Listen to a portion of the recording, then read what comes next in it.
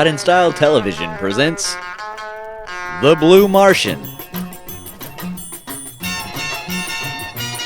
Starring Zac Park, along with his 1928 Ford. Watch as he restores it into a 1960s East Coast hot rod. From outer space.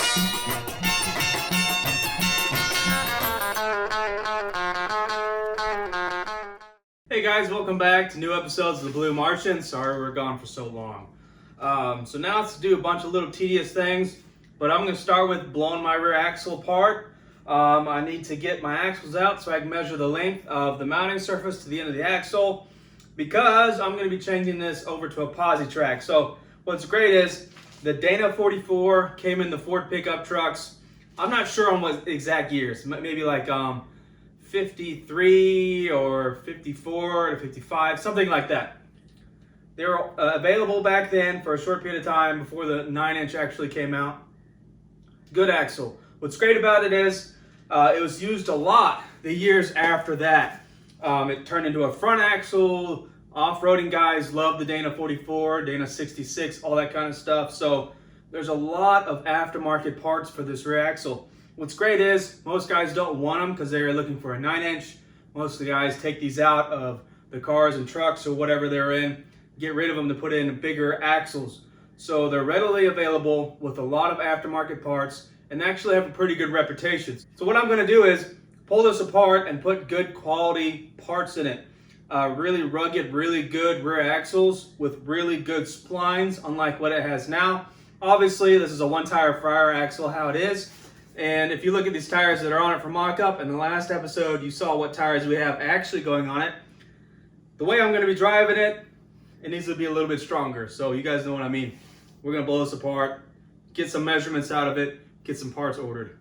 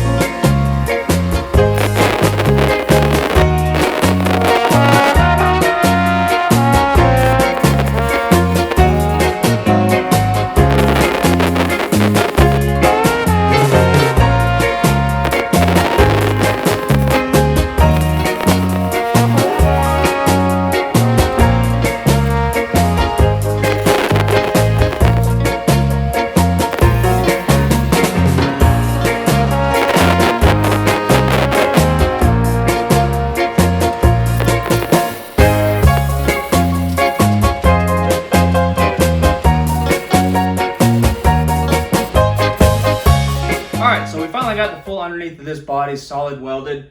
It didn't need to be solid welded except for my cuts on the sides. These cross braces didn't need it, but it was upside down, easy to get to, so I just ran the welder through all of it. It should be good to go. Long term, this truck is going to have an unchopped convertible top and side curtains, so technically I could get caught in the rain, something like that. And I wanted all this to be waterproof, sealed, really, really good with welds. So pretty happy with that. The only thing I have left to do is just grind some of it smooth, make it look good, and cut this lip down. As you guys saw in previous episodes, the lip on this side is a lot longer. I made it that way so I could get the car channeled how I wanted. And now I just got to cut the excess off, and I'm debating right now if I should just leave the firewall how it is or if I should go ahead and go to my firewall. What I'm worried about is if I make too many modifications on the firewall itself, I might burn off a lot of the old paint and stuff like that, obviously. So I'm not sure. I'm 50-50, modify the firewall now, or wait, drive the truck around, show it to Mark, let him enjoy it, then change the firewall. Not really sure what I want to do right now, but this is good to go back on the car. I can cut this bottom floor out in the back. Since that's against the bed, you'll never see that, and I'll weld that to the back part of the truck bed, or the back part of the truck cab. And that's basically it, other than once it's back on the truck, put some floorboards in around my foot pedals, stuff like that. So that's going to be it for this episode, guys. Next, let's see, probably going to be rebuilding the rear axle next, putting some posi track in that. I'm really, really excited to get that rear axle rebuilt.